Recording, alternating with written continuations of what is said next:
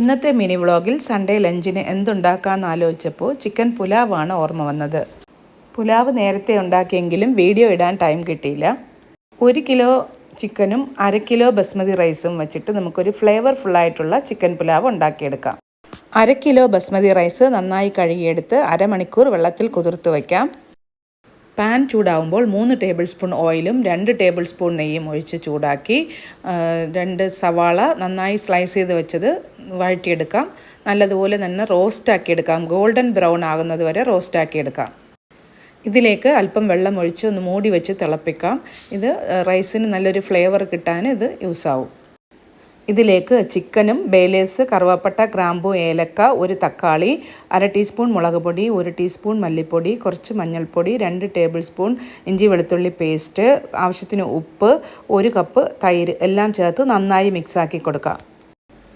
എന്നിട്ട് അടച്ച് വെച്ച് 10 മിനിറ്റ് മീഡിയം ഫ്ലെയിമിൽ ചിക്കൻ വേവിച്ചെടുക്കാം. 1 കപ്പ് അരിക്ക് 1.5 കപ്പ് എന്ന അളവിൽ വെള്ളം ചേർത്ത് കൊടുക്കാം. 1 teaspoon chicken masala, 1 teaspoon garam masala, 2 പച്ചമുളക്, 1 കൈപ്പിടി മല്ലിയിലയും പുതിനയിലയും ചേർത്ത് നന്നായി തിളയ്ക്കുമ്പോൾ നമ്മൾ അരമണിക്കൂർ കുതിർത്ത് വെച്ചിരിക്കുന്ന അരി ഇട്ട് കൊടുക്കാം. ആവശ്യത്തിന് ഉപ്പും കൂടി ഇട്ട് കൊടുക്കണം. ഒന്ന് ഇളക്കി കൊടുത്ത് മൂടി വെച്ച് നന്നായി തിളവന്ന് വെള്ളം വറ്റി വരുമ്പോൾ ഒരു 10 മിനിറ്റ് മീഡിയം ഫ്ലെയിമിലും 5 മിനിറ്റ് ദമ്മിലും ഇട്ട് റെഡിയാക്കുമ്പോൾ നമ്മുടെ ടേസ്റ്റി ആയിട്ടുള്ള ചിക്കൻ പുലാവ് റെഡിയായി കഴിഞ്ഞു. സൈഡ് ഡിഷായി ഒരു റൈത്ത ഉണ്ടാക്കിയെടുക്കാം. സവാള ചെറുതായി അരിഞ്ഞതിൽ ചെറിയ കഷ്ണം ഇഞ്ചി ചെറുതായി അരിഞ്ഞതും 1 പച്ചമുളക് ചെറുതായി അരിഞ്ഞതും ചേർത്ത് 2 കപ്പ് തൈരും ആവശ്യത്തിന് ഉപ്പും 1 ടീസ്പൂൺ പഞ്ചസാരയും ചേർത്ത് മല്ലിയിലയും കൂടി ചേർത്ത് നന്നായി മിക്സാക്കിയെടുക്കാം. തക്കാളിയും കൊണ്ട് ഡെക്കറേറ്റ് ചെയ്തെടുക്കാം.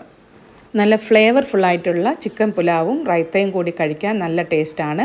ഈ വീഡിയോ ഇഷ്ടപ്പെടുകയാണെങ്കിൽ സബ്സ്ക്രൈബ് ചെയ്ത് സപ്പോർട്ട് ചെയ്യണേ.